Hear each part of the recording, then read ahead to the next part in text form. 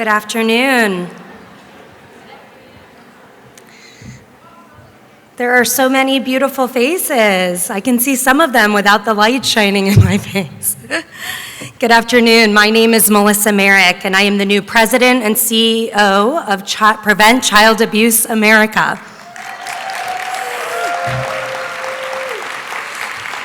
It is my great honor and privilege to welcome you to Moving Upstream, the 2019 Prevent Child Abuse America National Conference here in Milwaukee, Wisconsin.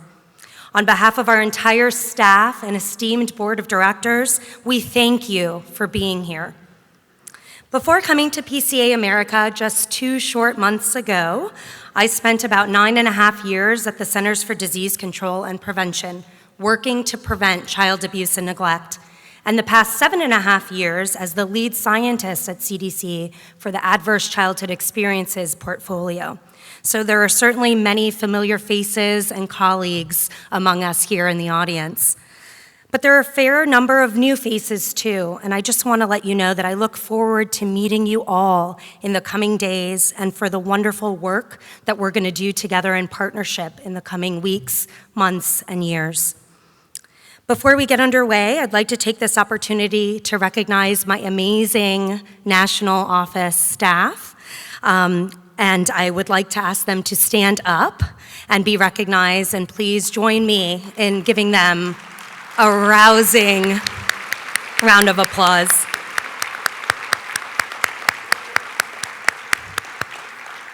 They have really worked tirelessly for months and months, and it's been such a joy to come into an organization like this and just see teamwork at its best happening all around us. So really, thank you, thank you, thank you.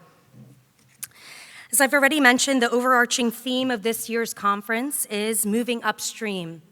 Specifically, how do we, as child abuse and neglect prevention professionals and advocates, work to shift our focus from reactionary, after-the-fact interventions that have certainly been the direction the tides have been moving for decades in this field, to primary, upstream prevention efforts that stop early adversity like child abuse and neglect before it occurs in the first place. A primary prevention approach, my vision, the vision for PCA America, requires a comprehensive approach that marries programs based on the best available evidence, like Healthy Families America, with policies that support children and families, and public awareness campaigns and norms change approaches that use consistent, positive messages throughout our robust state chapter networks, Healthy Families America network, and others to really call for this prevention action. For a vision like this truly to be realized, we must be bold, we must be vocal, and we must be data and research driven to lead the prevention field to truly create conditions that assure thriving children and families. In the next 2 days, you'll have an opportunity to attend more than 100 symposia, workshops, paper and poster presentations, and other things that apply this lens to topics such as resilience, health equity, child sexual abuse prevention, family separation at the border, and many others. Included among these is tomorrow's The Big Three in Home Visiting lecture series, generously sponsored by the Verizon Foundation, which will explore comprehensive, multi-level responses to the timely issues of substance abuse, domestic violence, and mental health. And on Wednesday, I'll delve deeper into my vision for the organization and the merits of taking a public health approach to child abuse and neglect prevention in my plenary address and fireside chat with Children's Bureau Commissioner Jerry Milner. I'd also like to propose a secondary theme for this gathering and for all the work that happens when we all leave here and go back to our respective homes and workplaces. And that is this: prevention happens in partnership. In fact, I believe that prevention can only happen in partnership.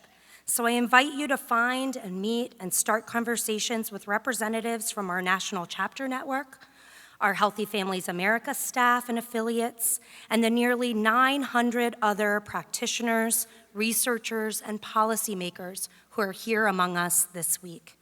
Together, we can move the field upstream and set all children, families, and communities on a trajectory for lifelong health, well-being, and prosperity. Our first honored guest has been working in this vein for many, many years. Ordinarily, it's simply a matter of courtesy to invite the mayor of the host city to speak at your event, but in this particular case, it is more than mere ceremony. Mayor Barrett has a proven track record of supporting families and communities with the kinds of upstream solutions we'll be talking about this week. For instance, the Milwaukee's Fatherhood Initiative underscores the critical importance of fathers and male caregivers in helping to raise healthy, thriving children. Thanks to the collaborative efforts of many partners, the Milwaukee Fatherhood Initiative has connected more than 8,000 men to the tools they need to become better dads, like education, employment, child support, driver's license recovery, men's health services, and more. Mayor Barrett believes that father involvement not only helps children and families, but strengthens the entire city. And this is only one example of what Mayor Barrett is doing to help children, families, and entire communities prosper. Please help me welcome Milwaukee Mayor Tom Barrett to the stage.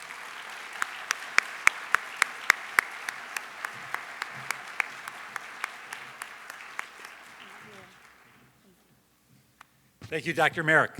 Well, welcome to Milwaukee. We are delighted to have you here. I recognize that some of you come from America's West Coast. Some of you come from America's East Coast. Some of you come from America's Gulf Coast. Maybe not as many.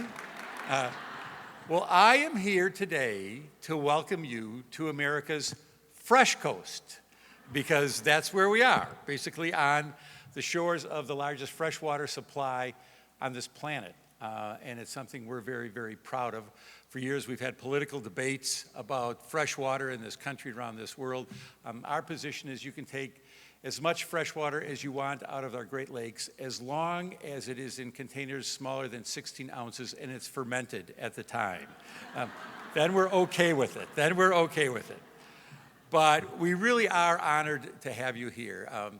We're a city that loves guests, and to have you choose Milwaukee as your site for your meeting this year is something very special to us. And as Dr. Merrick said, this is an issue, the issue of child abuse is something that society obviously recognizes as an issue, and there are limitations as to what government can do, whether it's at the national level, the state level, or the local level. And it's important to have partnerships with organizations and individuals who understand just how important this work is.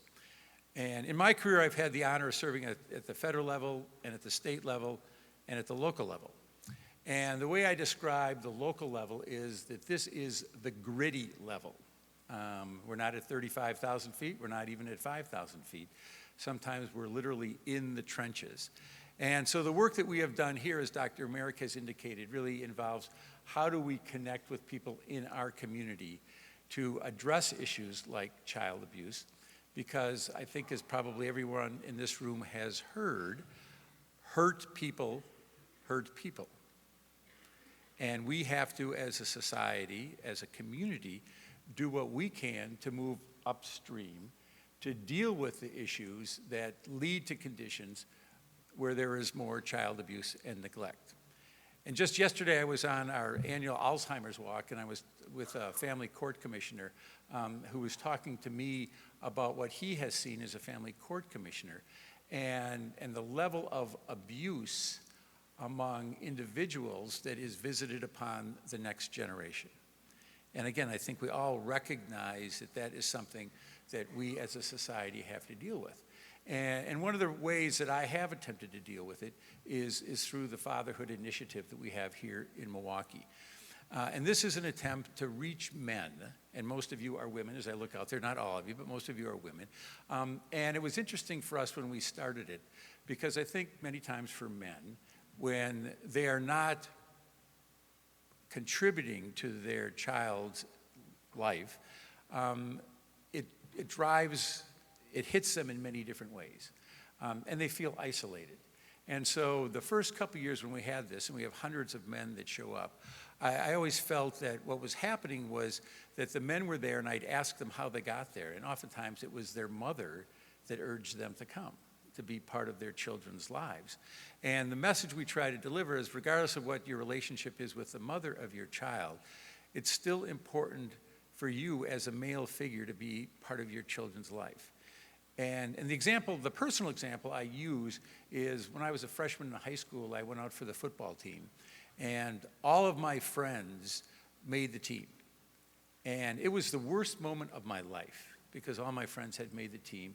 And I went home and I was terrified to tell my father that I didn't make the team because I didn't know what he'd say, that I hadn't worked out enough or I hadn't lifted weights enough or whatever. And I finally got up the courage to tell them that I hadn't made the team, and I just braced myself for his response. And his response was, "Oh, that's okay." And that's all he said. "Oh, that's okay." And I would bet the next day, if someone had said to him, "Well, did you have a conversation with your son about the worst moment in his life?" he would have forgotten about it. And the reason I mention that is because here, 50 years later, it wasn't a fishing trip. It wasn't a hunting trip. It wasn't going to a sporting event. That was a special moment in my relationship with my father. It was that he was there when I needed him. And the message we try to convey to the men is, look, whatever you're going through your life at this time, you might have issues with the criminal justice system, you might have economic issues, you might have driver's license issues, you might have child support issues with the mother of your children, but you can still play a positive role in your children's life. And I think that that's part and parcel of what we're talking about here is how do we have adults deal with their children? And I have 4 kids, they're all in their 20s, and I think those of us who are parents, we're blessed to be parents. We are blessed to be parents, and the challenge is how do we help those individuals in society who are also blessed to be parents, but may not have had the upbringing, may have the huge challenges in their life, because again, in the area of child abuse, probably more than any other area, you can see that life does not travel in a straight line. And the challenges that we face and the challenges that this country now faces with the opioid crisis, with other issues pertaining to actions that affect an individual's ability to be a good parent are issues that we all have to take very, very seriously. So I applaud you for being there like we are, and in many ways you are even more in the trenches than we are, because you are dealing face-to-face with the families, face-to-face with the children who are the victims of child abuse, as well as the perpetrators of child abuse. So please do everything you can. Again, it's a local issue. I know it's a state issue. I know it's a national issue. But I am also here as the mayor to tell you how excited we are to be here because, as I said, we love to have visitors. And I know when you go to a new city, particularly for a conference, oftentimes there's a local custom that you almost feel like you have to partake in. If you go to St. Louis, you figure, okay, sooner or later you have to go up in the arch. Or if you go to New Orleans, sooner or later you want to walk down Bourbon Street. Or if you go to Boston, sooner or later you're going to do the Freedom Trail. Well, here in Milwaukee, we have a lot of taverns, but I'm not asking you to do that. I'm not asking you to leave this. But we do have a local custom that I would really appreciate if you could think about.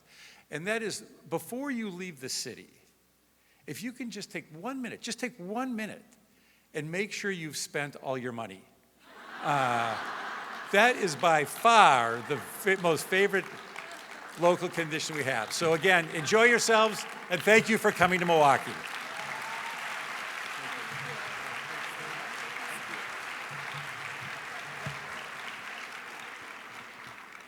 Thank you, Mayor Barrett.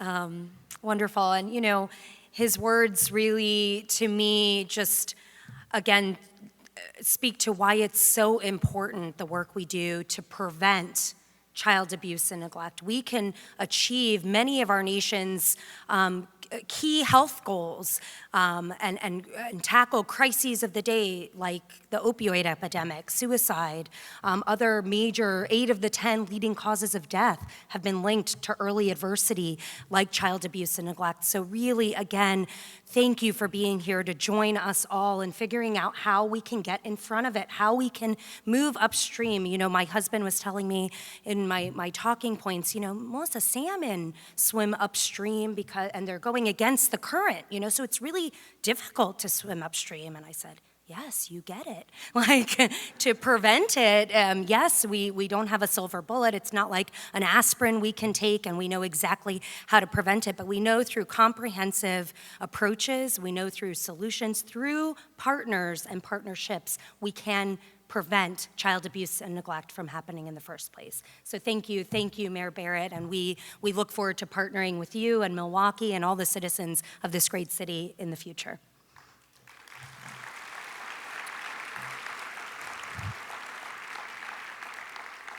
Our next guest is someone who has been an important and impactful friend of Prevent Child Abuse America for many, many years. Alison Argersinger joined the Kappa Delta sorority when she attended Florida Southern College and later went on to become the Gamma Epsilon chapter president from 1980 to 1981. Throughout her successful career as an educator and community leader, serving as the women's ministry leader at her church for 15 years, Kappa Delta's legacy of inspiring women to action remained close to her heart.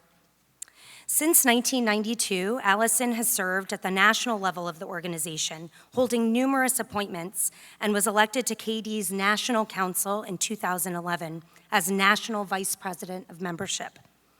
In 2015, Alison was elected Kappa Delta's 29th national president, a role she fulfilled with grace, kindness, and optimism until she retired in 2017. Alison is also a valued member of the Prevent Child Abuse America National Board of Directors, who brings tremendous passion and dedication to our mission. Before I ask Alison to join me on stage, I'd like to share this short video created by the Kappa Delta sorority specifically for Prevent Child Abuse America.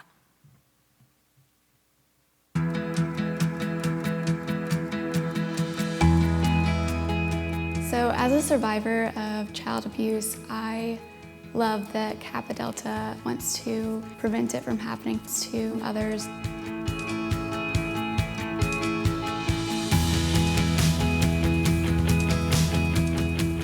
It's really cool that each chapter gets to choose what they do for their Shamrock event because every chapter is so unique. Being able to choose what we do for our Shamrock event allows us to have new ideas that incorporate our chapter in campus. It makes it really easy for everyone to be truly excited and passionate about what they are creating. I grew up in not the healthiest home, so when I found out that Kappa Delta actually helped bring awareness and raise funds for these organizations, I really wanted to jump in and help. My parents were foster parents when I was younger, so I did interact with children that were abused, that were neglected, and that came from troubled homes. Knowing that our philanthropy helped those children is something that meant a lot to me.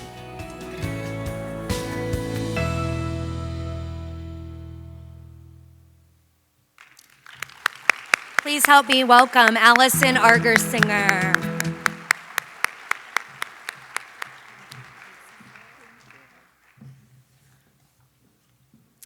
Thank you for that kind introduction, Melissa.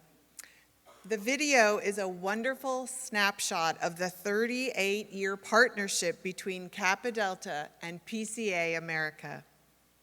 As former national president of Kappa Delta sorority, I am touched to be here knowing that Donna Stone, PCA America's founder, and my Kappa Delta sister dreamed of a movement to change the future for children.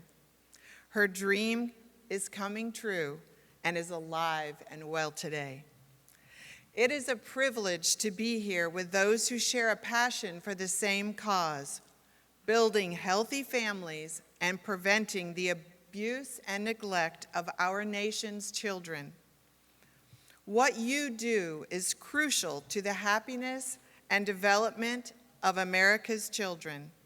Thank you for serving our communities and our country in this way. Founded in 1897, Kappa Delta is an organization committed to providing opportunities and experiences that build confidence and inspire women to action.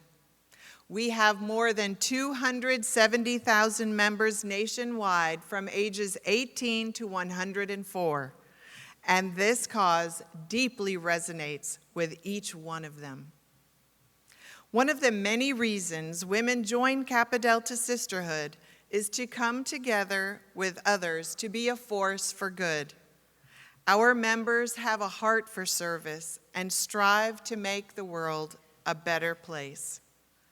As we saw in the video, Kappa Delta collegiate and alumni chapters host Shamrock events each year and have done so for over 35 years to raise funds that comprise our annual donation. It is wonderful to reflect on Donna's legacy and consider Kappa Delta's role in providing more than $24 million to prevent child abuse across our nation in partnership with PCA America. I am here today on behalf of an organization of women who are committed to making a difference in the lives of others through distinguished partnerships like Prevent Child Abuse America. These dedicated Kappa Deltas have given countless hours of planning and volunteering to make this funding possible. Today's donation represents 20% of the proceeds raised during the 2018-2019 academic year.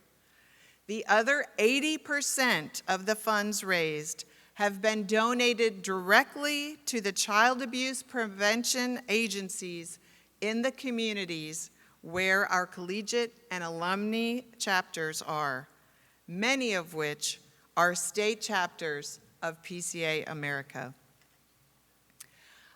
We have invited some of our chapter officers from Marquette University to join us today. If they are here, I would love for them to stand up.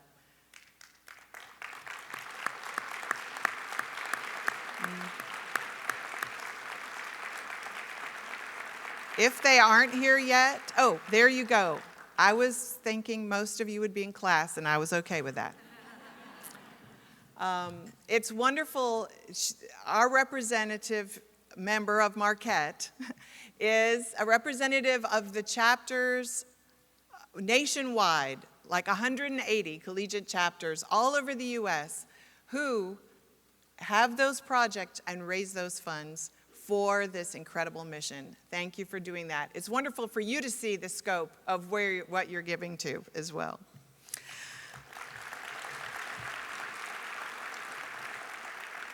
On behalf of Kappa Delta Sorority and Kappa Delta's Foundation, it is my esteemed honor to present a check in the amount of $475,269.68 to help advance programs that support the protection of children and strengthening healthy families nationwide.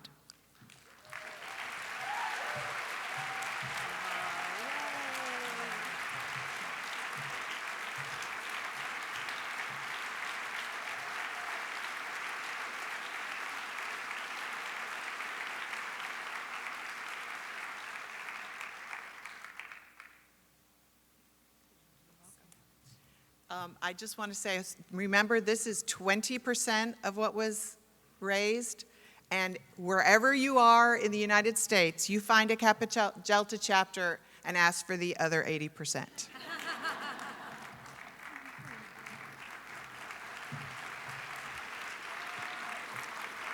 Thank you, Alison, and all of Kappa Delta for your generous and continued support. And now I'd like to introduce Prevent Child Abuse America's very own Dr. Bart Klicka. Most of you know Bart as our Chief Research and Strategy Officer. What you might not know about him, however, is that Bart is also an avid baker, outdoorsman, father, and in the words of Dr. Deb Darrow, he is one of our field's rising stars. He has also been the driving force behind this event, which in great part is probably why we have record attendance this year. And we are just so thrilled to have Bart at the helm with us on this important work to prevent child abuse and neglect. Please join me in welcoming my friend and colleague, Dr. Bart Klicka.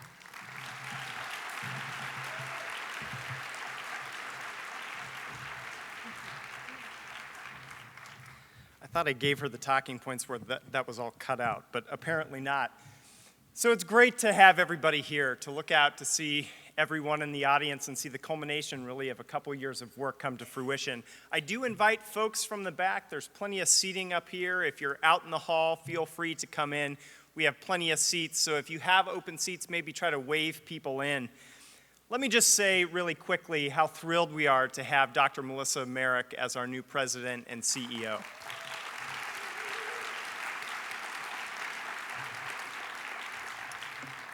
Since Dr. Merrick began 2 months ago, she's pushed us as a national office to be thinking about issues of equity and justice in our work, thinking about the ways that we as a networked organization are going to take concrete steps to address issues of child separation, how we continue to push for the prevention of child sexual abuse to be an adult and a community responsibility, how to create universal access to services for all families, and how to create the conditions and context for parents to be effective parents through norms change. And, as you heard today and will hear throughout the conference, that prevention occurs in partnership.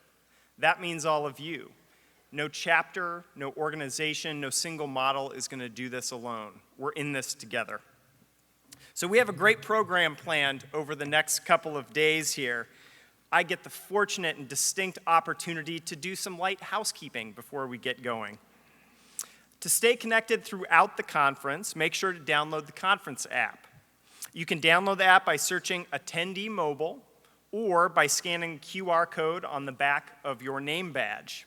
On the app, you'll find information about the conference schedule, speakers, a map of the Wisconsin Center, information about our conference sponsors, Datitude, Bright Systems, and the Verizon Foundation, our impressive list of conference exhibitors, links to PowerPoint sessions, and our session evaluations. Now, a little contest for you.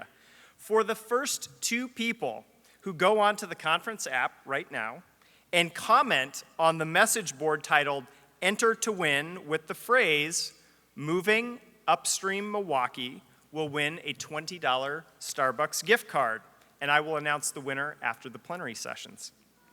If you have questions throughout the conference, look for a staff member who has one of the blue badges on their name placard. If all else fails, go to the registration booth and they can help you out.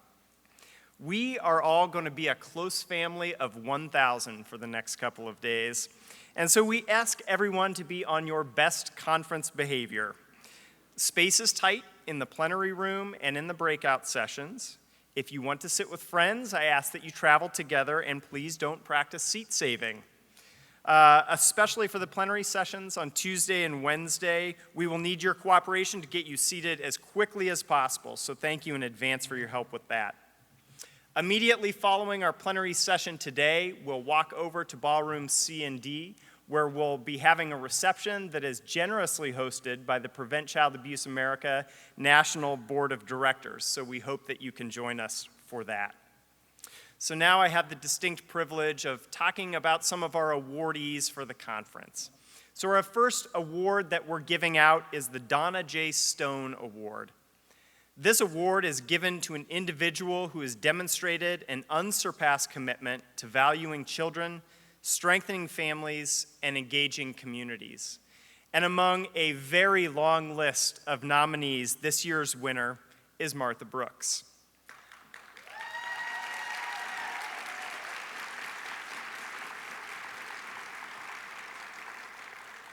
Martha Brooks joined the Council for a Strong America as the Oregon State Director in September 2004, when the organization was known as Fight Crime, Invest in Kids, a national law enforcement crime prevention organization. As the organization has grown, she has become director of all CSA affiliate organizations in Oregon, including Ready Nation and Champions for America's Future. Ms. Brooks has been politically active most of her life, serving in a leadership role in many political and civic campaigns.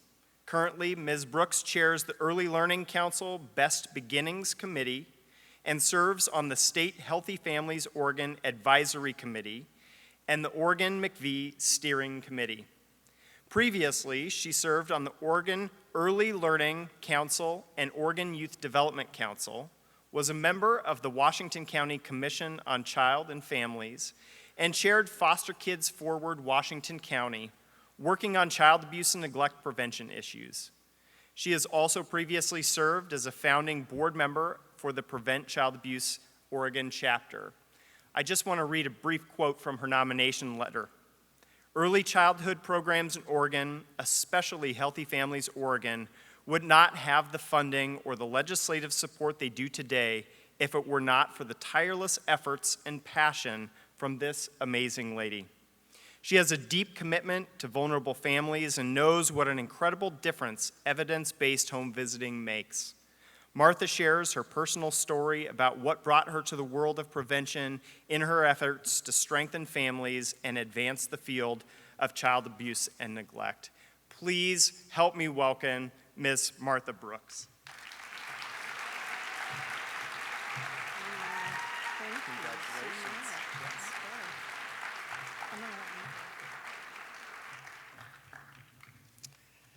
First of all, thank you, PCA America, for this honor, and thank you, Erin Dean, Oregon's very sneaky state HFO coordinator. She was the person that nominated me. And thank you, Erin, for your belief that I am worthy of this honor. I'm surprised, humbled, and honored. A special shout out to my CSA Vice President who drove over today for state operations, Sally Pillow, for coming all the way, and to all of my CSA colleagues for their support. I want to thank 3 people who live in my heart. My wonderful parents for giving me my wings to fly. And my husband for his never-ending support and trust in me. I want to thank my son for his love and his support. He is my rock. And for those of you in the audience who know me, you know why I have tears today. Next, I would like to thank everyone from Oregon. Will you please stand and show this great crowd, all of you, whether you've met me or not.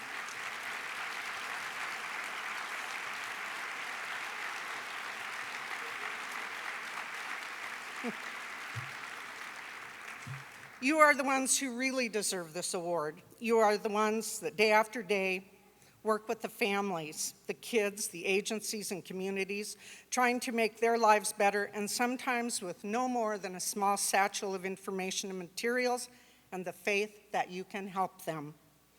No one does this kind of work alone. We stand on each other's shoulders, and I am proud to have stood on yours, and I hope that at times you have been able to stand on mine. You are my heroes. And to all of you in this room, you should give yourselves a round of applause. Your work does not go unnoticed. While at times you may feel alone, you are not. The family that days and months or even years later remember you and say thank you without you even knowing is worth more than any riches in the world.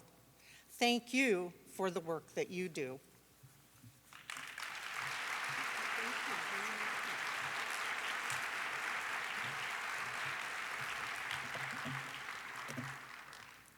Next, we have the James Morovich Award.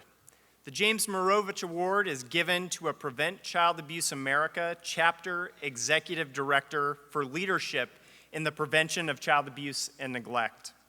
This year's award winner is Miss Rebecca Ruffner.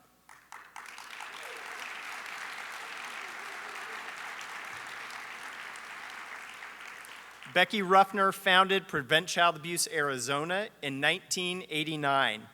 Under her leadership, PCA Arizona now serves more than 60,000 children, families, and community professionals annually. PC Arizona's research-based prevention strategies include All Babies Cry, a parent education program to prevent abusive head trauma. Best for Babies, a system change initiative for infants and toddlers in the juvenile court system. Triple P, the Positive Parenting Program. And Ye Vupai Family Advocacy Center.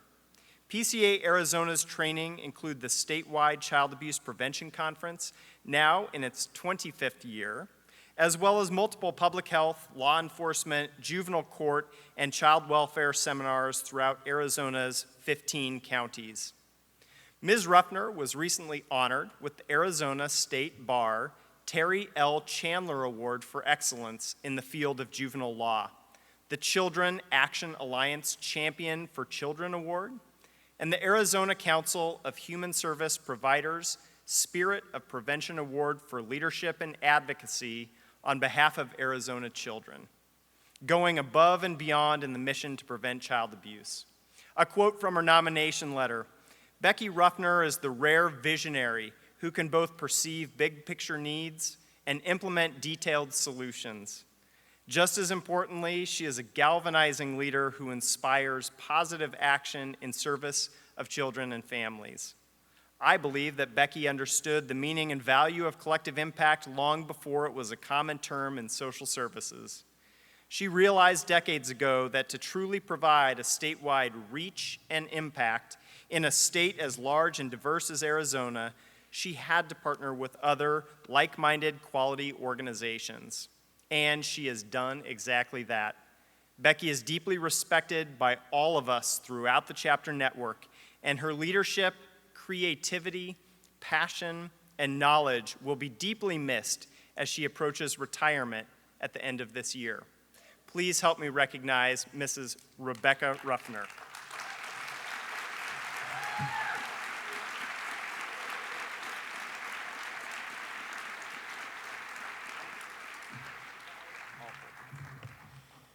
Well, thanks to all of you.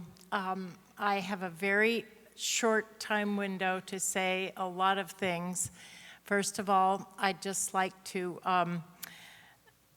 reflect on the fact that for the last 30 years, the PCA America network, before that, the National Committee for the Prevention of Child Abuse and Neglect, has framed my thinking and focused my work and fueled my passion for preventing child abuse and neglect before it ever happens.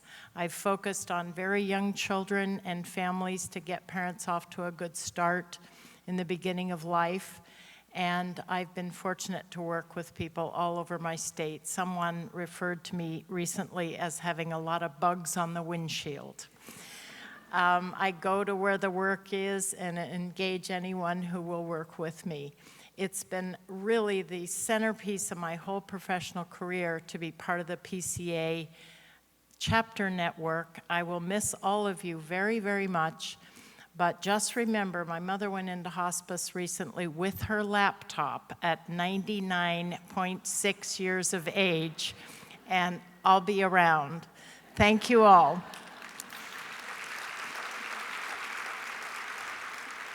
Quick shout out to KD in Tempe, Arizona, at Arizona State University, who delivers to our chapter every year that wonderful check from their Shamrock event, and I will convey my thanks to them again when I get home. And Healthy Families Arizona, stand up and take a bow. I know you're all out there. Our whole state team. Thank you.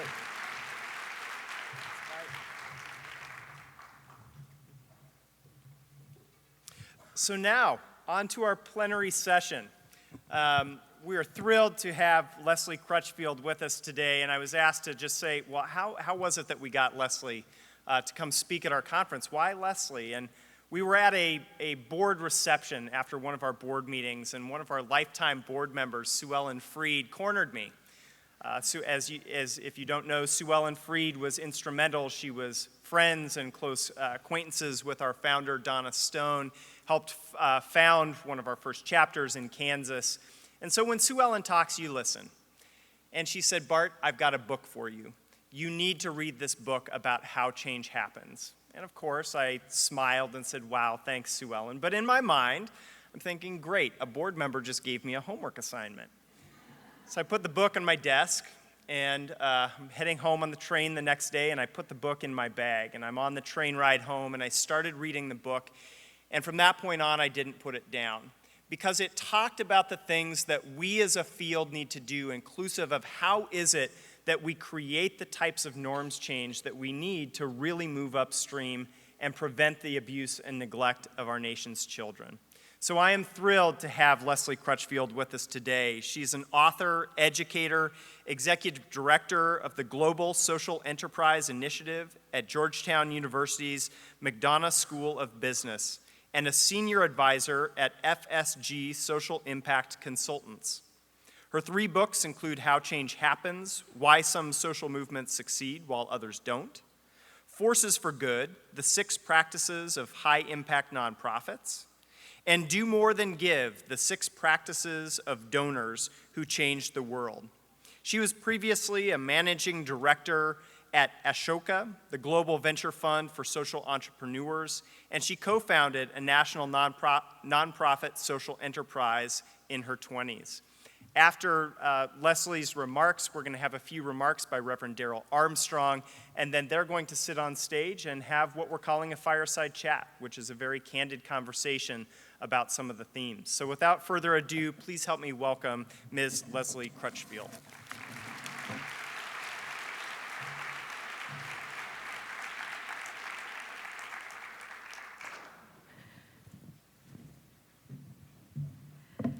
Thank you so much, Bart, for that warm introduction, and what a great crowd. What a pleasure to be here with Prevent Child Abuse America and all of you here in Milwaukee. Dr. Merrick, Mayor Barrett, it is such an honor to be with so many leaders from across the country who are on the front lines of trying to protect our children and prevent the adverse experiences that come along with things like abuse and neglect. It really is an honor and a privilege for me to be here with you. I flew in from Washington, D.C. yesterday. I work at Georgetown University. You might see that we've changed our name of our center.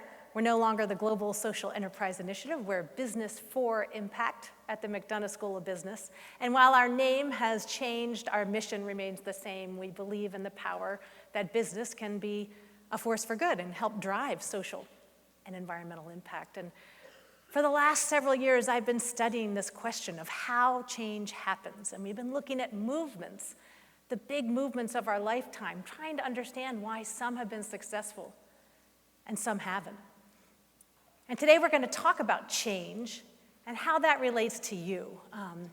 And as advocates and as service providers who are on the front lines of changing children's lives and families' lives every day, I have to say, I just want to say how much I appreciate what you do and what an honor it is for me to be able to talk with you about what I know about change. Now, change happens on so many levels, right? We've got national level change coming out of PCA America's headquarters. You've got state and local change happening through your chapters and through the Healthy Family America's work. And change happens at the individual level, too. I invite you just to take a minute now and think about maybe a change that you've personally committed to making in your life recently, right? Maybe you've decided to take up yoga or a meditation practice, or maybe you've decided to eat a little less meat. Better for the planet, better for your waistline. And when you think about a change that you've taken, it's very likely that there was influences on you that prompted you to make those changes, that gave you the idea, maybe the community around you giving you the support and the encouragement to keep at it and stick with a behavior change, because we know behavior change is really hard. You all know that through your work. So we're going to talk about change at the individual level. We're going to talk about change at the local level, what you do at the chapter and direct service providers level. You know, I want to say that the work that you're doing from where I sit is working. I have 3 kids. They go to Montgomery County Public Schools. We live in Maryland, just outside D.C. And I've noticed a change in my school as each child's gone through the elementary school in our neighborhood. And today, when I want to volunteer in the classroom and go on a field trip or maybe come be a mystery reader in my second graders class. I take a training now, and it's all about becoming more aware of child abuse and neglect in our county. Now, we live in a fairly privileged area, but knowing what's going on has brought more awareness to me and kept me on the lookout for how I can be an advocate for children who aren't as well off as my own. So that change is working, what you're doing at the local and state level. And of course, you're moving upstream and thinking at this conference, how can you move upstream to have national level change? And that's what we're going to talk about today. How can we learn from the big national movements that have really affected change? What are the success strategies? And how can those be applied to the campaigns and the vision that you have to prevent child abuse and neglect? Now, I want to start by talking just a little bit about movements, because I think movements matter today in this country as much as they ever have. You know, when you think about the populist movement that elected our current president, and movements that are fomenting in reaction, right? Whether it's Me Too or the movement for science in the face of something like alternative facts that have come about today. Me Too, people speaking out, raising their voices about the adverse experiences that they've experienced, mostly women, but also men. Which of these movements are going to last? Which of these movements are going to lead to wide-scale change? And which of them might kind of fritter away? Well, that's the question that we've been asking ourselves at Georgetown for the last few years. My colleagues, my Center Business for Impact was founded by Bill Novelli. Some of you in the room might know Bill from his work at the AARP, where he was CEO, and his founding role in the Campaign for Tobacco-Free Kids, which we'll talk about today. So he's been a frontline advocate, and we said, let's look at some of the big movements, some of the big changes that have happened in our lifetimes, and try and figure out what works. What makes some movements succeed while others don't? And we looked at a big range of changes, a big range of social and environmental movements. Let me just give you a flavor of the kinds of causes that we looked at. We looked at tobacco. Let's think about smoking, right? It was only a few decades ago that, smoking was frequent, it was fashionable, it was everywhere in this conference room. About half the men could have been holding a cigarette, and would have been because it was allowed, right, in public places. Maybe almost as many women. People smoked at the doctor's office, right? We smoked in the car. I smoked, my mom's not here. There's a lot of things I regret from the 80s. Perms, gauchos, Yep, I'm dating myself. But think about it, in just a couple decades, right? It's flipped. The norm has flipped, right? Today, smoking is infrequent. It's less fashionable. It's been put out of practice by and large. Smoking rates, as you all well know, in the public health community know that are down to maybe 15% for adults nationally, under 6% for youth. Gen Z might be the generation that ends smoking for good. Cigarettes, at least, really vaping aside for a second, right? So this has been an enormous change, and I realize that there's social disparities in different parts of the country. Smoking rates are higher for different racial and ethnic minorities. Those rates might not be as level. But nationally, you've seen a very significant downward trend. How did this change happen? I'll give you a hint. Smoking didn't just go out of fashion, right, as healthy lifestyles came in. Not with the powerful, entrenched tobacco industry doing everything in its marketing prowess and lobbying prowess to ensure that we had access and continued to smoke. We're going to talk about how that change happened. Let's talk about another change that's happened in our lifetimes, marriage equality for LGBT community members. It was really just more than 15 years ago that we had a very different landscape here in America, right? President Bill Clinton was in office. We had DOMA. 13 states had ballot referendums underway trying to ban marriage between same-sex couples. In less than a generation, this has flipped. And now, as you know, since the 2015 Supreme Court ruling, marriage equality is the law of the land. How did this change happen? Right? Another hint, if you think it just came into style with Gen Z and late-stage millennials, or you watched Will and Grace, that might have had an impact, but we're going to talk about the advocates and the relentless pursuit of change that delivered that significant shift in our country. One other change we looked at, gun rights expansion. How did the National Rifle Association go from being a nonprofit, 501c3 charitable institution founded more than 140 years ago to teach marksmanship so that when fathers went out with their sons, they didn't hurt or kill each other while they were out hunting the big prey that they were after, right? How did the NRA shift in our lifetimes in the last few decades to become one of the most powerful lobbying and advocacy organizations since the 1990s that's dramatically changed our landscape, right? If you think about it. Cigarettes used to be everywhere, now they're out of fashion, but now guns are everywhere, openly carried in all but a handful of states. It's a very different landscape. This change, too, was deliberately created by a network of advocates and activists, just like yourselves, but for a very different issue. And we're going to look at all of these changes and dissect how they happened.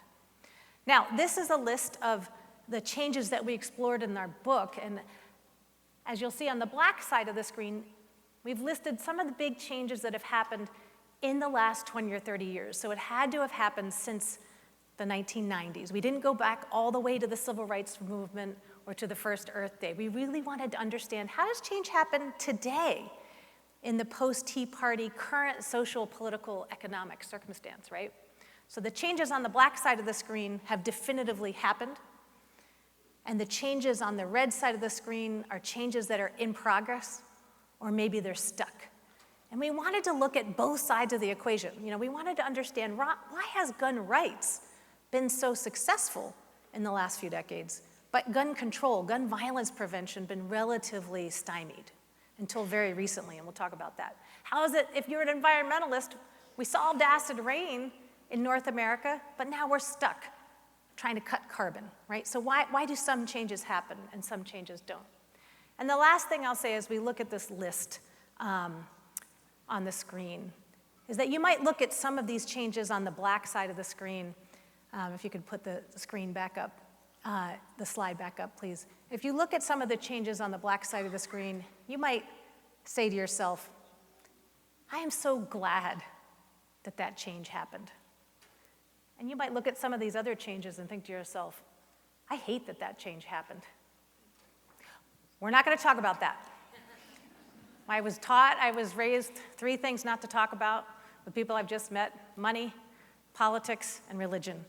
We are going to talk about all those things, but we're not going to talk about what side of any of these issues or causes you might be on. All we're going to do is focus on how they happened and how those lessons can arm you to be ever better advocates as you move upstream to prevent child abuse and neglect. So let's dive in. These are the 6 practices that emerge from our research that differentiate the winning movements from other movements that have been less successful since the turn of the 21st century. And we're going to go through each of these practices and explore them a little deeper. And the first practice is called Turn Grassroots Gold. This is all about how you work with local grassroots armies of advocates and activists to advance your cause. And there's really no movement that we study that I think exemplifies this better than the gun rights movement. So I want to take you back to a moment in time, 2012. December was the time of the Sandy Hook Elementary School massacre, 26 elementary school students and educators killed on that day. 2 numbers are very important from that year: 5 million and 400,000. The National Rifle Association had deliberately built up its grassroots membership to 5 million. The largest gun control group at the time was Brady Campaign. It wasn't set up as a membership group. It had around 400,000 supporters. So for a couple decades, leading up to Sandy Hook, if you just looked at membership and local activism, the gun control movement was only 1/10 the size of the gun rights movement. But now the power balance begins to shift, right? Coming out of Sandy Hook, you had a mom in Indiana, Shannon Watts, who was just incensed by what happened.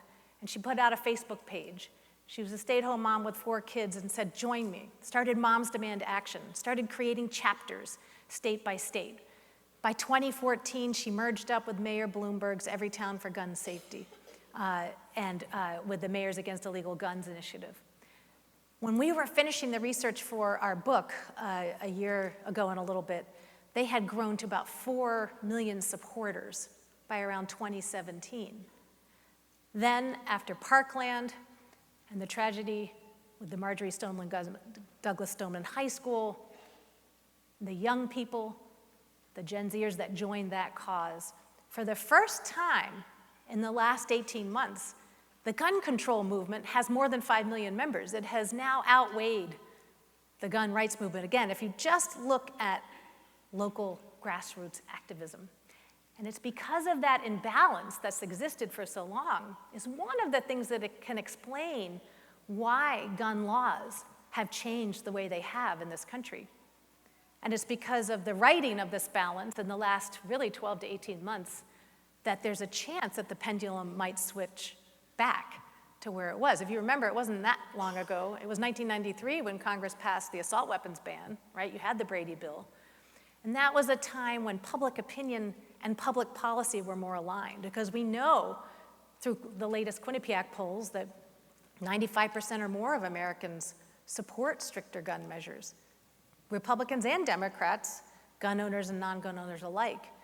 Public opinion wants one thing, but public policy has gone in another direction. And it's because of this historic imbalance, which for many years looked like this, that the laws have changed the way they have. Let's talk about another issue. Smoking. Now, in the case of smoking, the opposite effect has occurred, right? The tobacco control advocates have won the day in the tobacco wars, whereas the tobacco industry has been undercut really significantly. And when you look at how this was done, the work of the Campaign for Tobacco-Free Kids, which was started with a seed grant from Robert Wood Johnson Foundation in 1995, Bill Novelli, my colleague from Georgetown, started it up along with Matt Myers, who continues to be the CEO today. The thing about the Campaign for Tobacco-Free Kids was started as 1C3, a nonprofit, but it really was this coalition, joining forces. Dr. Merrick talked about partnerships, right? We don't achieve progress alone, we achieve it together. They brought in American Cancer, American Heart, American Lung Association, these big health voluntaries with millions of members. Those members became the boots on the ground that then advocated for the changes that could help curtail smoking rates, right? So, there was research coming out of CDC and elsewhere that if you made cigarettes more expensive, that would curtail youth smoking, right? Put a tax on a pack of cigarettes, a teenager or a tweenager can't afford it, right? It's a blunt tool. Conservatives don't like it, but we knew there was evidence that it worked. So rolling out state-based campaigns through the Smokeless State coalitions to pass excise taxes, right? Those changes never would have happened at the state and local level if there hadn't been this network with all of these grassroots members singing from kind of the same hymnal, and the Campaign for Tobacco-Free Kids helping to coordinate and provide technical assistance. Even polio, we're this close to actually eradicating polio from the face of this earth. Just a few cases in the wild still.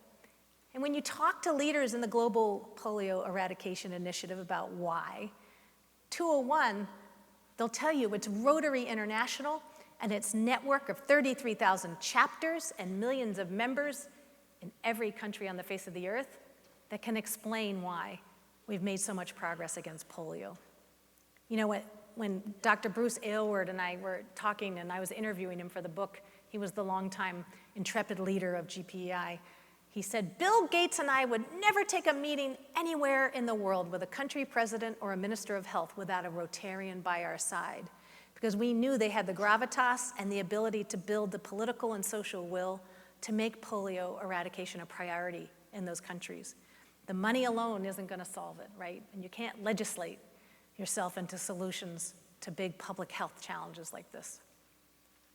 So what does this mean for you? I was thinking, what are some of the ways that you all could amplify your efforts to turn grassroots gold? And some of the key principles is, first of all, we saw these successful movements really focusing on building bonds between people who had lived experience with the problem, right, or the issue.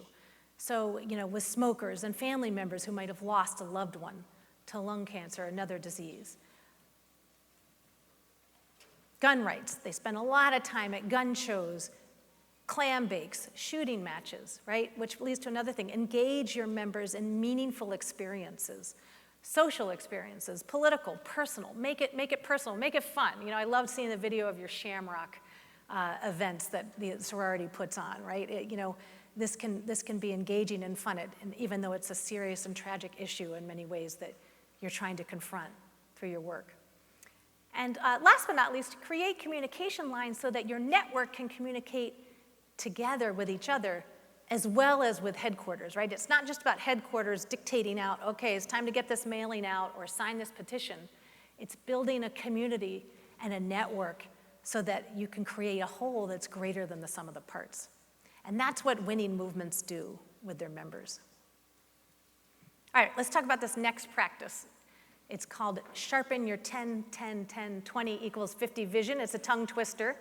But this comes straight out of the playbook from the LGBT marriage equality movement. And I want to tell you a story from Freedom to Marry and the campaign for marriage equality that really illustrates what we're talking about here. So we'll go back to another point in time, the early 2000s.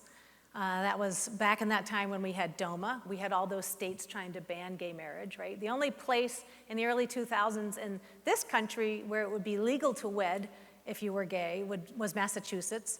But there was a vociferous backlash underway led by Mitt Romney, leaders of the Catholic Church.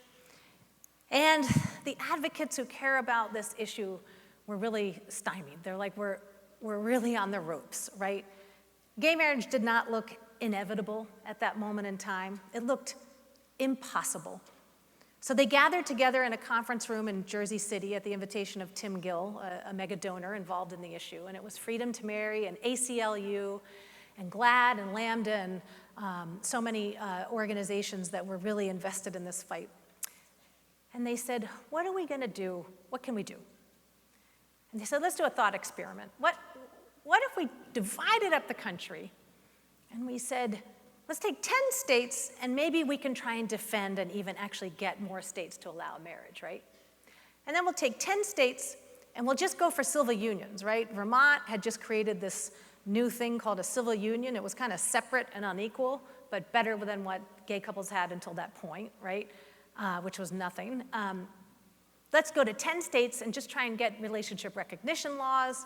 And we'll go to the balance of the US states, almost half of them, and just try and remove some of the remaining anti-LGBT policies, right? So we'll go to Massachusetts, we'll try and defend the marriage law. Let's go to New York and try and get marriage passed there. And then we'll go to Texas and we'll just try and take the remaining sodomy laws off the book, right? So it's all about tailoring your approach to the particular cultural, political context, state by state. So that's what they did. They leaned into this strategy and eventually were able to turn the tide and get the momentum. And all of the movements that we studied used a similar approach, whether you're trying to end death and injury rates from drunk driving, the smoking cessation movement, gun rights expansion. The NRA was very, very focused on state rights and getting state preemption laws passed so that now in all but a handful of states, it's very difficult to tighten up a law as it relates to guns. And this was very deliberate, right? And what wasn't the NRA doing? I was asking myself after the March for Our Lives anniversary over spring break this year, you wonder why there's never been a big gun rights march on Capitol Hill in Washington? I wonder that. It's because they don't march on Washington. They know that's not how change happens, right? If it was Barack Obama who said change doesn't come from Washington, it comes to Washington, they focused all of their firepower on the state capitals and getting state laws passed. It was a very savvy strategy, and it's one of the reasons why it's going to take many decades for the gun violence prevention movement to be able to really catch up. All right, this next practice is really important. It's all about changing hearts and minds. Yes, you've got to go advocate for policy changes, but as you all well know, policy changes, law changes aren't going to necessarily get us out of the problems that we face, right? It's already criminal to neglect and abuse a child. But the behavior still happens, right? How do you break that cycle? How do you get behavior change, social norm change? So let's look at some of the movements that have been incredibly successful at changing our norms, our behaviors, our attitudes and beliefs, and see how they did it. And I can think of no movement that's a better example of this than the tobacco control movement. And I want to show you one of their social media campaigns. This was put out by Truth Initiative that explains why Gen Z might just be the generation that ends smoking for good. So let's watch.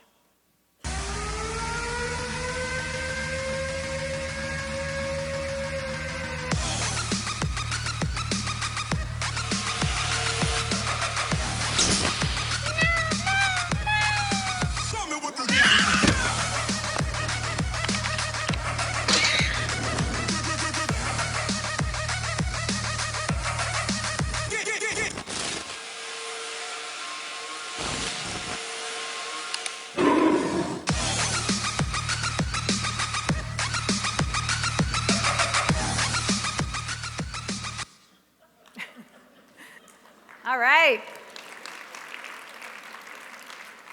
Go Stupid Pet videos. So what's great about that ad? It's funny, I heard you laughing. This ad went viral the minute it went out in 2016, and I heard about it actually from my 10-year-old son at the time. You know, we actually were driving in the car, and he was asking about what book I was writing, and I said I was writing about how big changes happen, how people used to smoke a lot more than they do these days, and he said, oh yeah, no, I would never smoke. It's like that cat ad. And I said, what cat ad? And he was like, Mom, smoking can kill the cat.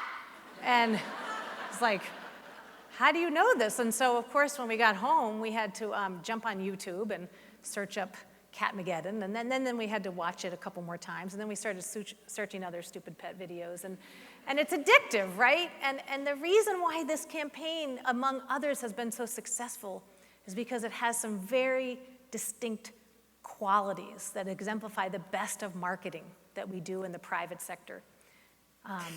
It's the right message, right? What's the message here? The message here isn't, don't smoke, it's bad for you. What's the best way to get a young boy to try something? Tell him it's dangerous. Tell him it's bad for him, right? I mean, so the message here is, it's not about you, it's about the pet. Lots of psychographic research went into the creative behind these ad campaigns. It seems silly in the final product, but months of research with the creative agency that put this together with Truth, understanding the psychographics of late-stage millennials and Gen Z. They care a lot about social justice, care a lot about animal rights, and so you've got to go after something that they really care about if you're going to get them to even consider changing a behavior or never starting a behavior in the case of smoking. All right, the second success strategy is you got to have the right messenger. Right? Who's the messenger in the Catmageddon video? Cats, music, not mom, not a doctor in a lab coat, right? Not the Surgeon General warning us, which we've known since 1964, that smoking can cause cancer, right? We've known how bad this can be for you, right? For decades, and yet behavior really has only begun to change more recently. It's because of campaigns like this. And last but not least, these messages are put in the right medium. Right? My 10-year-old saw it on YouTube because tweens and teens spend a lot of time on YouTube, right? So you got to go where they're at. Now, while we were searching up and doing research for my book, watching Stupid Pet videos, I thought, well, let's key in another movement and see what's going on with that. So I typed in gun control, and this ad came up on my feed. And just a kind of disclaimer, we're going to show an ad here from NRA TV. It's a promotional video. It's very upbeat, but there are images of guns. There's no images of violence, but if you need to practice self-care, just want to allow you to take a minute to do that.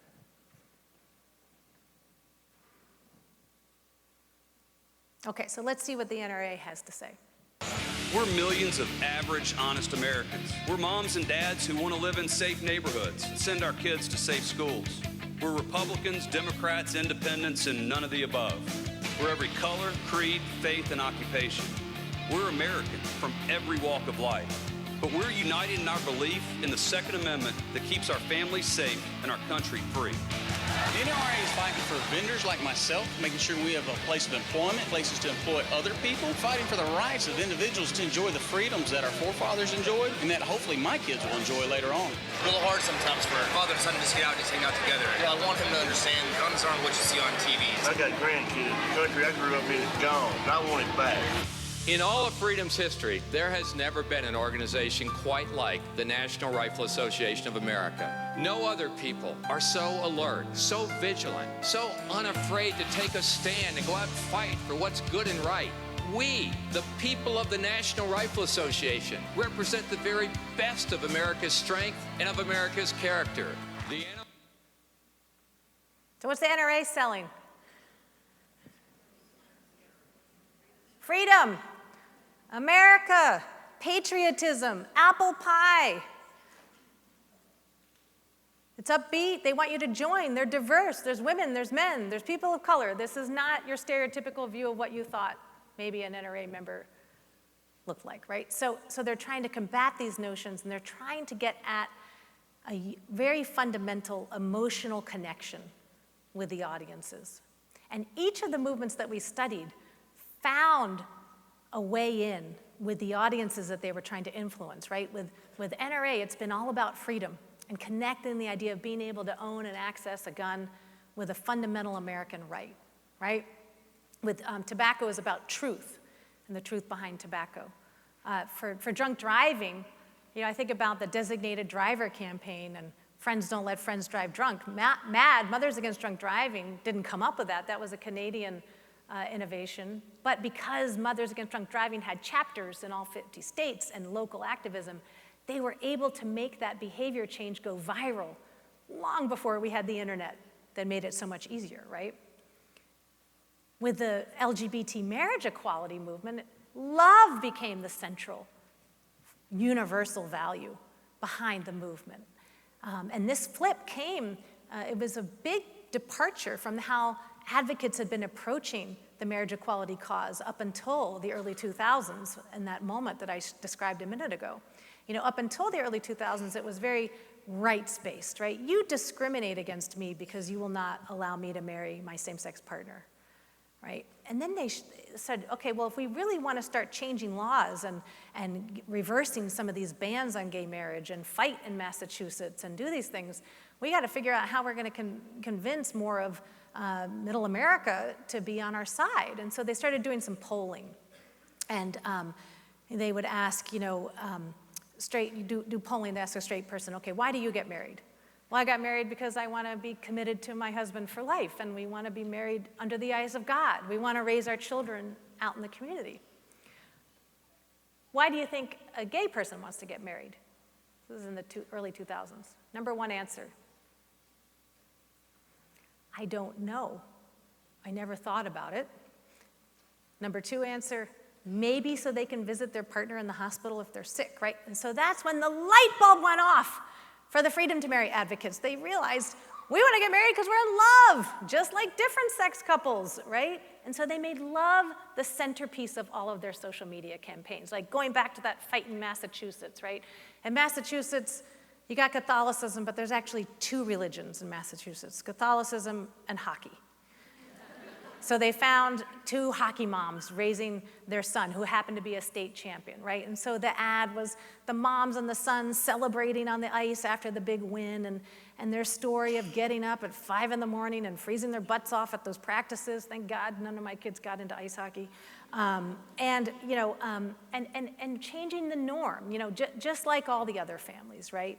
Sometimes the campaign ads would be focused on a straight uncle talking about how he was coming around to the idea of his nephew and saying, I kind of want him to have what me and his aunt have, right? And so trying to influence people's hearts and minds, changing the behaviors so that they can all move a little bit closer towards tolerance. And This pulling heartstrings, this changing social norms is very hard to do.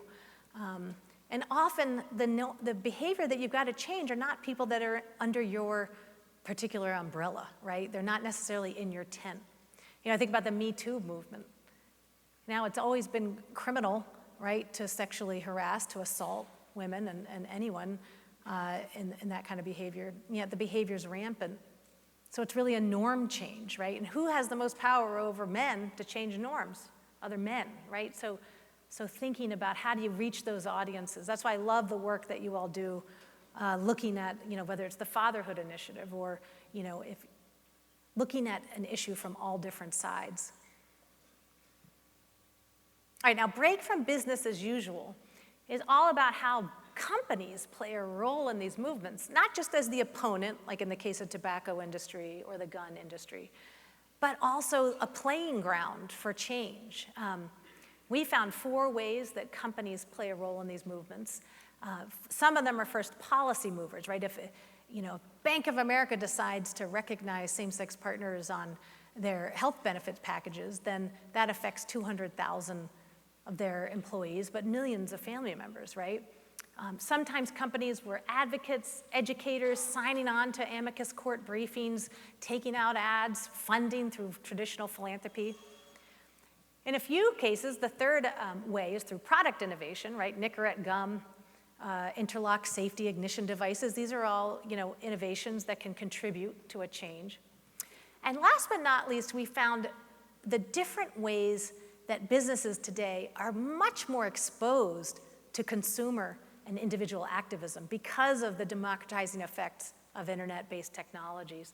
Now a single tweet can reach millions. So you see this a lot today, more and more, particularly as company CEOs are standing up as activists. But it's been going on for quite a while, really. It was the airline industry that was the first to stand up against smoking because flight crews were reading the Surgeon General reports and realizing they're getting sick and dying up in the skies, right? Fast forward to just a few years ago when CVS Health decided that they were no longer going to sell tobacco products, chew, cigarettes, and everything. These are big, weighty decisions for companies. CVS Health lost $2 billion in revenue in the ensuing period from that change. But as they leaned into their health and wellness business, rolled out minute clinics, got into more specialty pharmaceuticals, they actually rebounded and made some. But again, when a business changes its practices, then it has a big impact because you're not as able to get access to cigarettes. Now, the other chains like Walgreens still sell it, and it certainly hasn't hit every chain, but you start to get these ripple effects. Now, with marriage equality, advocates early on were going to leaders in finance, tech, and entertainment in the state of California, first to get companies to start recognizing same-sex partners on their health benefit packages, so that but by the time California voted for the 3rd time to ban gay marriage, first you allowed it. Anybody here from California? Got the contingent. First you allowed it, then you banned it, and then you reinstated it.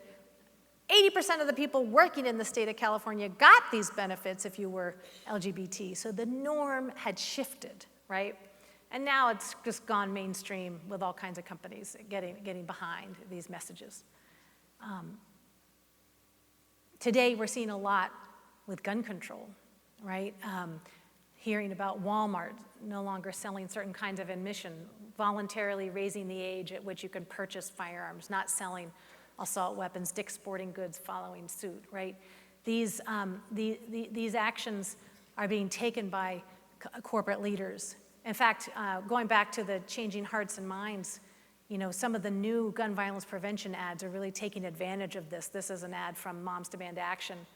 And the typeface is a little small, but it talks about how at Kroger's, some things are allowed and other things are not. You're not allowed to bring in food from outside the store, but you're allowed to bring in this weapon, right? So targeting companies, having skipped Starbucks Saturdays, using the retail space as a platform to raise awareness and drive changes forth.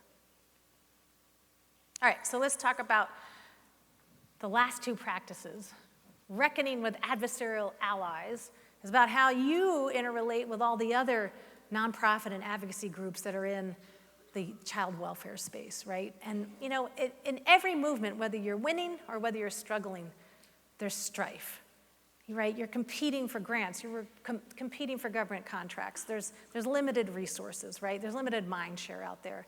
And often, you all want the same end goal, but you have very different ways of getting there. The winning movements didn't find unanimity across their fields, but they found enough. Evan Wolfson, the founder of Freedom to Marry, said we needed about 80% agreement from HRC and GLAAD and Land Illegal and all of the different partners to be able to drive forth their proposals. And then the last practice is what we call be leaderful. And this is how you as a field can go beyond just being adversaries on the same side of an issue to being joining together and creating collective impact. Now, what do we mean by leaderful? Well, you can think about movement leadership on a spectrum, right? Some at the far end are leaderless, right? They're chaotic, it's anarchy. Remember Occupy Wall Street, lots of protests on Zuccotti Park, calling for the 99%, and then it kind of fizzled out. Now, it did plant the seed and maybe sparked the Bernie Sanders campaign, but as a movement in terms of achievable outcomes, it kind of petered away. On the other end of the spectrum, you've got movements that are too leader-led. It's top-down. The big groups out of Washington are dictating everything that should happen. There's not a lot of local bottom-up autonomy happening at the chapter level. So the effective movements figure out the balance in between what we call leader-full. It doesn't mean that they don't have grass tops, national organizations helping to orchestrate, but the power and the gravitas is in the grassroots. So if you look at, for instance, the tobacco control movement, Campaign for Tobacco-Free Kids sees itself as at the center of all of these other organizations, acting more like a conductor of an orchestra, not trying to get everybody to play the melody, but having all the different players play in harmony. And that's what a leaderful organization looks like. So as we move into the next section and we get a chance to talk with the Reverend about how these practices apply to your work, I want to leave you with these 3 essential ideas that arose from all these years of research. And the first idea is this: change is possible. I mean, it's amazing to me that in this exact same time frame, right, pretty much nobody smokes these days. We celebrate gay weddings. No friend would let a friend drive drunk. And just like cigarettes used to be everywhere, now guns are everywhere, right? Incredibly different changes from very different sides of the political spectrum happening under the same administrations, under the same Supreme Court, right? With some variation around the edges. Which leads to the second point, which is that change is, in a way, nonpartisan, right? It doesn't matter if the Republicans or the Democrats are in control of the White House or Congress, because different changes can happen at the same time, right? It's not up to one political party which changes are going to win and which changes are going to go by the wayside. It's not even up to any particular, faith. It's not just by chance that these changes happen. If God was on the side of any one of these changes, it's not clear which one. If multiple gods were involved, there clearly wasn't consensus, right? So it's not politics, it's not faith, it's not by chance that a change happens. And if it's not these things, then what is it? We know that change is deliberate. LGBT marriage didn't just happen by chance because we all watched Will and Grace, right? Deliberate activism, advocacy, over decades achieved these changes. Same thing for gun rights, same thing for tobacco control. And who is responsible for those changes at the end of the day? You. You are the leaders on the front lines that have the power to determine what changes happen in this country and which ones don't. I hope that these practices will help you advance and accelerate your fight to protect our children. Thank you very much.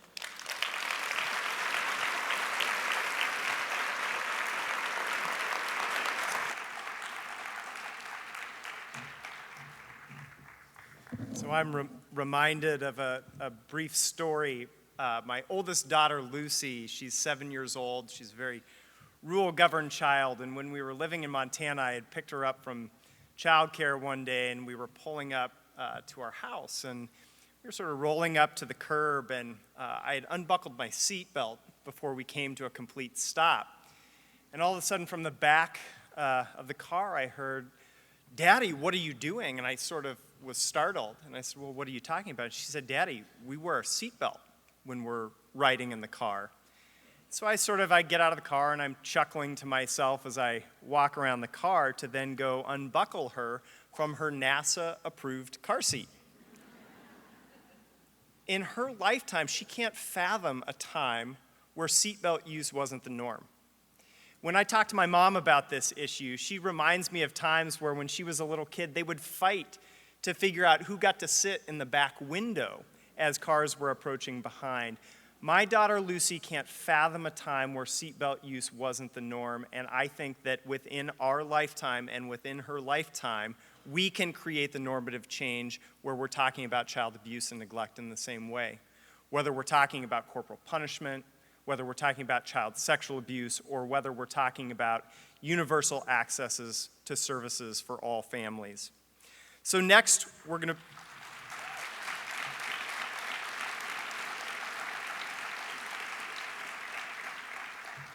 Next, I'd like to bring up Reverend Darrell Armstrong. He is only the third pastor of the historic Shiloh Baptist Church in Trenton, New Jersey in the last 115 years, a position he has held for 2 decades. His visionary leadership has propelled Shiloh to create a spiritual family empowerment zone, a large-scale neighborhood revitalization and community development effort, which projects $50 million in urban investments. From 2006 to 2009, he served as the director of the Division of Prevention and Community Partnerships for the New Jersey Department of Children and Families, where he oversaw a budget of $100 million plus for primary, secondary, and tertiary prevention programs. In 2001, he carried the Olympic torch for the 2002 Winter Olympic Games in Salt Lake City, Utah, a run he dedicated to America's children in foster care. Currently, he serves as a consultant or board member on several cross-sector initiatives which promote safe, stable, and nurturing families. This list includes the Princeton Theological Seminary, Prevent Child Abuse America, and the Baptist World Alliance, for which he was appointed the Chief Administrative Officer to the United Nations, representing his denomination as a global ambassador on various child and family-related issues. The Reverend Armstrong's policy training at Stanford University, theological training at Princeton Theological Seminary, and therapeutic and clinical training at the College of New Jersey have uniquely situated him as a respected voice and leader in the national and international child welfare and family strengthening communities. We're inviting Reverend Armstrong, he's one of our national board members, to come up and give a few remarks, and then he'll be joined by Leslie Crutchfield on the stage, where they'll discuss some of the points that Leslie had in her remarks. So please help me welcome Reverend Darrell Armstrong. Thanks, Bob. So good afternoon, everyone. It's great. It's an honor to be here, and I want to thank Dr. Melissa Merrick. And aren't we fortunate to have such an awesome content leader, subject matter expert, and passionate advocate at the helm of the nation's oldest child abuse prevention organization in the United States of America. Kudos, Melissa. And to the board, my fellow board members here, from Kappa Delta to KCSL and what Sue Ellen's doing, to Maura and Summers Doogie and the work in New Jersey, and so many others on our board. I'm fortunate to be a part of a great team of men and women who help support our executive leadership at PCAA, as well as all of you who are out there in the field doing the work that you're doing. So give yourselves another big hand for being here and for what you do. I have the unique honor and privilege of just saying a few comments to what Dr. Crutchfield, Leslie Crutchfield has shared with us today. And my remarks are going to be pretty short because I want to reserve the balance of our time for our fireside chat. But as I sat and listened to Leslie's presentation and considered not only the research and the science and the data behind what she's done and her colleagues have done at Georgetown about kind of forensic analysis about how change happens in America, my mind went to the spectrum of these mass kind of global movements for social change, be they apartheid in South Africa or any other kind of international movement, democracy right now as we're seeing it play out in Hong Kong and the streets of Hong Kong, all the way down to the local level, to places like the Harlem Children's Zone in Manhattan, New York, or Magnolia Place in Los Angeles, California, where I was born and raised, or in east side of Atlanta, East Lake Village, where change took place in the city's worst housing development to become kind of an oasis of educational and literacy attainment, graduation rates, and all of the isms that we want to see change, how this local change happened in these communities. And so I always start kind of these conversations off, and I'm just going to put them out there for us today with 4 words that always dominate my mindset. One is plantations, the other is reservations, the third is concentration camps, and the fourth is this notion of immigration. That for African descended people and in this country and other countries, the fight against plantations and slavery and to the fight for dignity and human rights as a movement, how did that happen in these United States of America? The fight for First Nation, indigenous peoples in this country, be they from Alaska down to the Seminole tribe in Orlando, Florida, or in Central Florida, I should say. How did the fight against reservations happen and is still happening in these United States of America? When it comes to concentration camps, not only for brothers and sisters of Jewish ancestry and religious ancestry, but also for brothers and sisters of Japanese descent. And again, in Southern California, where I am from, where Japanese were ripped from their homes and put into concentration camps all along the Central California and southwestern states. Little is talked about that form of discrimination.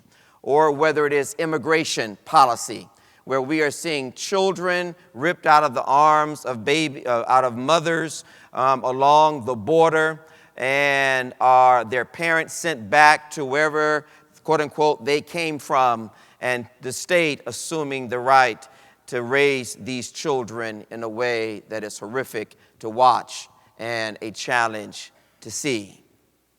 How do these movements happen?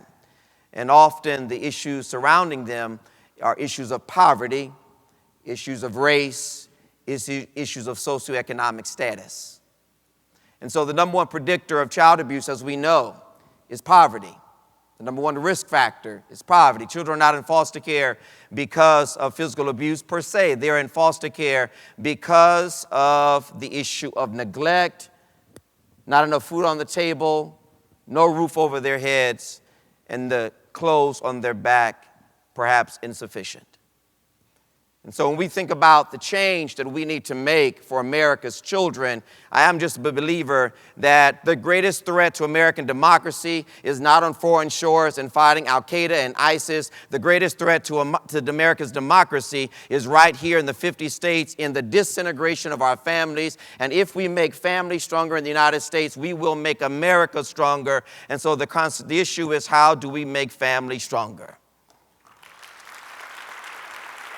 And we know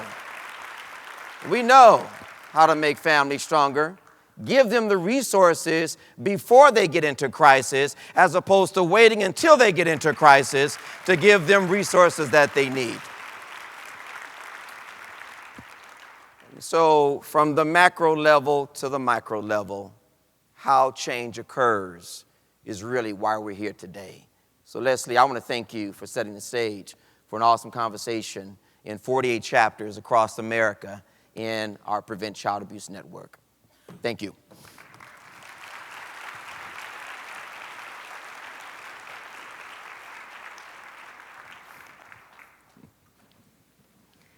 Thank you.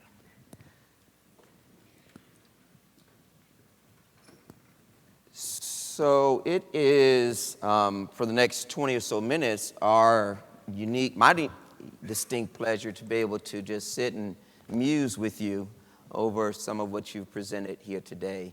And I'm just going to start again with kind of a softball pitch to you so you can knock it out of the park, right? Thank you. I often define collaboration as the sum total of communication. If I can't talk to you, I'm not going to be able to work with you. Cooperation, just because we sit down at the same table and talk, it doesn't mean that we're actually working together. And coordination. If I don't give my resources to the table, I'm not really engaging in true collaboration. And so you talk a lot about the fact of getting out of your silo and working in partnership. Why is it so difficult for our agencies and our organizations to get out of their silos and to work in partnership and collaboration to make the change that is necessary? Well, first of all, I agree with your question. The premise is that collaboration and true collective impact is hard and it's rare. Mm-hmm. And I do think it's because of those competitive dynamics that we've got set up. And a few things contribute to it, right?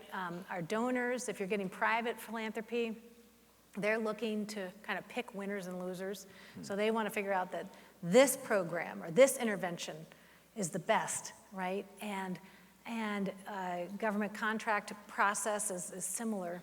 And what is very hard in those kinds of systems is to realize that there's complexity to the challenges that we face, right? Child abuse, neglect is a complex, interlaid system. It's not, the actual physical violence or sexual abuse is really a symptom of a lot of other things gone wrong. And so the problem is that in this country, we try to solve complex challenges as if they're simple. And, if we could just throw money at it or throw a program at it. And you need to partner and attack it from all sides if you're actually going to solve it. And so the way that funding flows, the way that government is incentivizing, and there are bright spots when you look at funders that come together and say, we are going to incentivize collective impact. That was referenced earlier. I did my second book with John Kania and Mark Kramer from FSG, the authors of the article Collective Impact and Stanford Social Innovation Review. They certainly didn't invent the notion, but started to describe it. And at the local level, there's some very particular reasons why certain communities come together. And I would say that one of the biggest is that it's the ability to let go of the ego, right? Like you talk a lot in collective work about you need to kind of lose yourself in the coalition. And it's not about promoting your organization or your organization getting all the credit, but how can you work with and through others for this larger cause? And the question that I like to ask donors and government leaders is, at the end of the day, what's the change that we seek, and how do we get there? Let me ask you this, which snowflake breaks the branch? Which snowflake breaks the branch? Is it the last one? Right. Is it the first one? No, it's the collective weight of all of them. And so how do you get more snowflakes aligned and falling in the same place to be able to get that change that you want to see occur? As I think about the chapters that are represented here today, I think of Kansas and Kansas Children's Service League and the ability to have come together. I think of Indianapolis and the work that the villages are doing in the northern part of our Midwest states. Again, breaking out of these silos and figuring out how to work together, provide that collective impact, I think is certainly germane to making the change that we need. The funders, we started in New Jersey when I was working in the department to work with the philanthropic organizations, Robert Wood Johnson, so many others, Nicholson Foundation, to say you need to also put into your RFP the ability to show proof of collaboration before we fund you. And so I wonder, though, if that money from philanthropic organizations and government is enough to counterweight the privately invested funds, who may or may not have that same goal at the end of the day. So how do we balance what might be the corporate investments, business as usual, versus kind of the governmental philanthropic investments? Well, I think it's a really interesting point, and you know, let's take the gun debate, right? There's a myth out there that, you know, gun rights has been so successful because it has the gun industry lobby behind it, right? But if you think about the tobacco industry, it dwarfs the gun industry in the peak in annual revenue, right? Tobacco industry had so much revenue. They employed all the advertising firms on Madison Avenue. They employed all the lobbying firms on K Street in DC, where I'm from. Every state with tobacco growing interest was behind keeping the tobacco industry alive. So it was much more powerful, and yet tobacco control advocates were able to turn the tide. Why is that? One is they had a bigger grassroots. So out of e pluribus unum, out of many one, right? And the tobacco industry didn't have as much of a grassroots constituency. And I will say that Robert Wood Johnson Foundation, as the largest healthcare funder in the country, they got this one right. They put $750 million into tobacco control between 1995 and over the next decade. Of that $750 million, one chunk went to the national group, Campaign for Tobacco-Free Kids, but the largest single chunk of money went where? $250 million went to the Smokeless States Coalitions. 40 ragtag, kind of, you know, maybe not that accountable coalitions, but that had the juice at the state and local level to actually pass some laws, right? So they got that they had to decentralize and fund the local grassroots groups, have some national coordination, right? But it was all, and let me give you another example, you know, Obamacare, right, healthcare. That law passed, and now in the first 2 years of the Trump administration, you had Republican House, Senate, and White House. They tried 2 or 3 times to repeal and replace Obamacare. Why did that change happen? Because every time a congressperson went back to the home district, thousands of angry residents said, please don't take away affordable care. I have pre-existing conditions, right? So it was the grassroots through Health Care for America Now and the whole movement to make health care right that really focused, you know, Atlantic Philanthropies was a big funder of the healthcare movement, and that all went to the state and local level. And I think one of the problems is that you either sometimes, you know, donors want to give to the big name groups and just give at the grass tops level because they're not sure how it's going to work out. And that's going back to this thing about letting go of ego. Movements, you can't really control them. And so you've got to just think, okay, how do we get enough resources flowing so that you can have a bottom-up uprising? And that's very hard to do in this era of strategic philanthropy where donors really want to prescribe and be very technical in how they're solving problems. And we know, again, it's complex. That's not how change happens. I'm going to ask a question around messaging and changing hearts. As a member of the board, national board, we had a conversation about the name, Prevention of Child Abuse, and whether that was the best messaging and marketing as opposed to a family strengthening message. And so money was spent, research was done, and I know this is something that has touched all of the chapters that are represented here in Prevent Child Abuse. How do you see the movement to prevent child abuse and the naming and the messaging and the marketing of that? Does that phrase, prevention of child abuse, prevent child abuse, resonate in a way that touches the hearts and is centered to the core of the message, the work we're trying to do?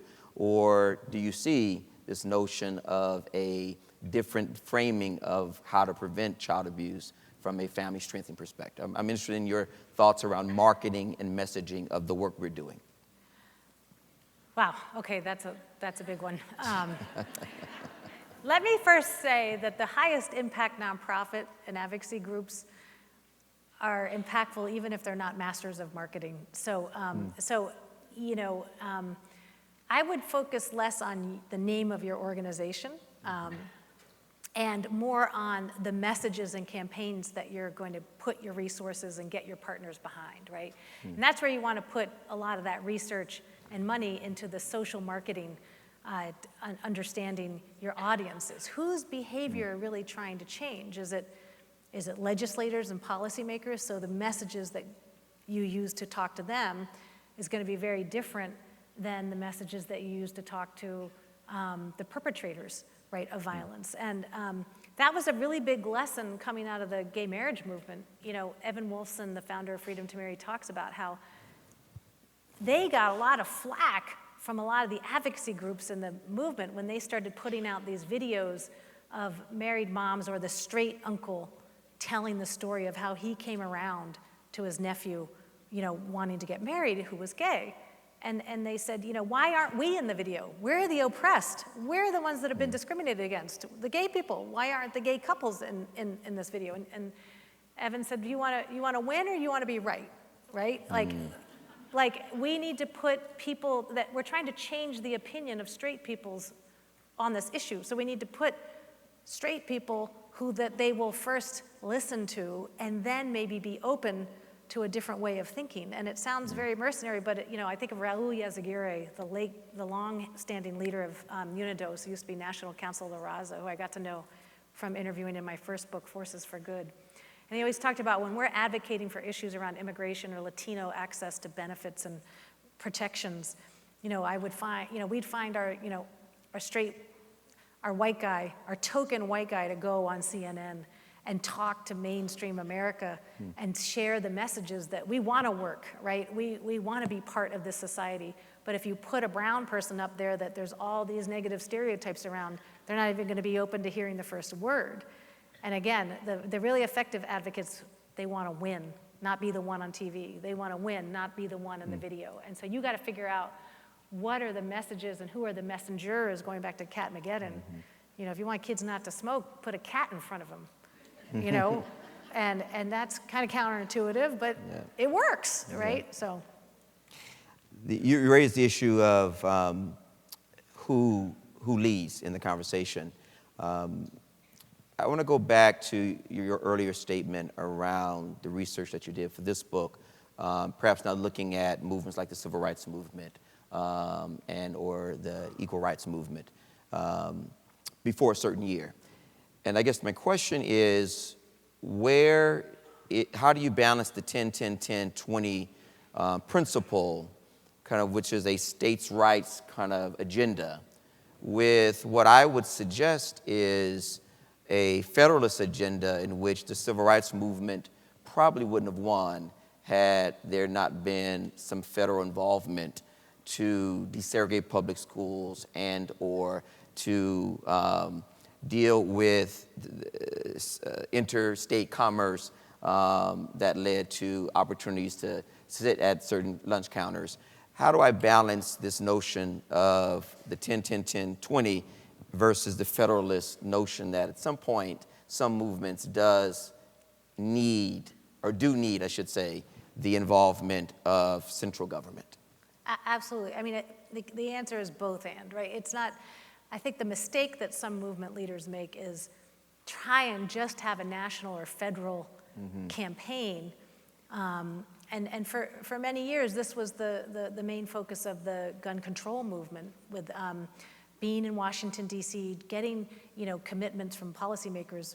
But to make a policy, an elected official, stick or change a law, what's going to hold them accountable is the voters and the grassroots. So you need to both have the grassroots and the national or federal. And each of the movements did both. But I think that the problem is there's so much focus. We talk a lot about our First Amendment right to exercise free speech. We talk about the Second Amendment right to own firearms and have a well-regulated militia. But it's the 10th Amendment to the Constitution that really defines the way policy goes, right? The 10th Amendment is the one that vests very little power to the feds and most of the powers to the states. So winning movements figure out that we're in a 10th Amendment democracy, building up so you get enough momentum state by state so that by the time a case hits the Supreme Court, momentum has already going in your direction. In fact, gun rights put off for many years having any gun cases go up to the Supreme Court until Heller, because they thought they were going to lose. And it wasn't until enough of the states had very loose gun laws and they started to see that groundswell that then things started to tip. I think we have 5 more minutes. Leslie, I'm going to end on this question.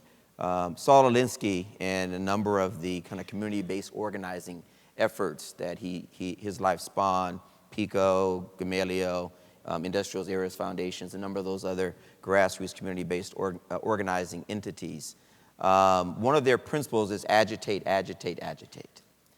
And as this audience tries to affect a legislative agenda in the 48 to 50 states that we do, what sayest thou about this notion of agitate, agitate, agitate versus other techniques to influence the legislators around our respective states?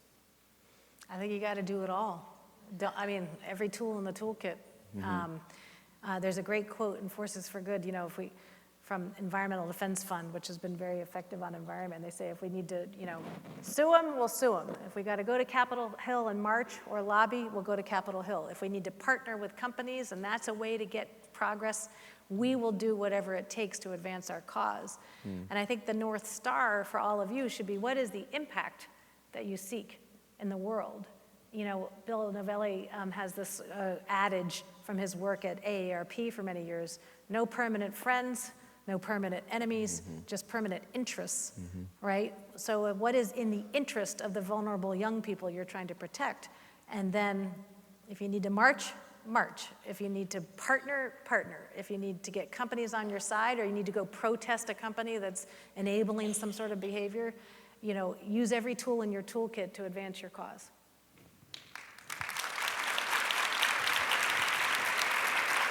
Thank you. Thank you very much. Thank you. So again, I would just like to thank Leslie Crutchfield and Darrell Armstrong for being here with us today, and again to thank all you for sticking with us today. We're excited what the next couple days have in store for us as we think about some of these ideas around how we collectively are going to create change. Couple housekeeping things. We're going to be doing breakfast here tomorrow morning starting at 7:30. It will be next door in ballrooms A and B. There's a correction to the program. There's actually a special session tomorrow morning, Stress, Trauma, and the Trauma-Informed Approach, which will be beginning at 7 a.m. instead of 7:30 a.m. in room 101A. And just to bring to everyone's attention, we're also doing what we're calling a mobile exhibit. This is based upon the book by Matthew Desmond, the book Evicted, which talks about the housing crisis in Milwaukee. It's an off-site event that you can register for. If you're interested in going to this event, please go to the registration booth. Before we break to the reception, which will be right next door, and we hope all of you will join, I did say that we had a contest. And we do have 2 winners. So I asked the 2 winners, after I announce your name and everybody departs, to come up to me to collect your prize, and that is Janelle Dunkirk and Alison Jacobson.